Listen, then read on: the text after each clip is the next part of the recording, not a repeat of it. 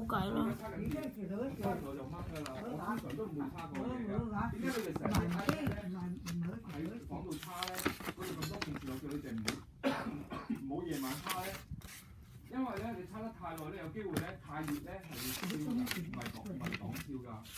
有試過㗎 ，iPhone 都有試過爆炸㗎。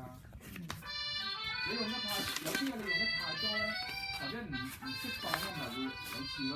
咁你咪覺得我個電話我 iPad 有機會爆炸，以後就唔用 iPad 咧？你唔會啦，所以我要同你講，樣樣都咁擔心，我佢話你我20蚊都好擔心我今日都好擔心，我好擔心。我即係呢啲行李。我今日諗緊究竟我哋深圳幾多萬？但我放工翻嚟又好晏，去到咧就已經而家8點啦。如果我而家同你去深圳，我分享行李，我哋去到都11點啦。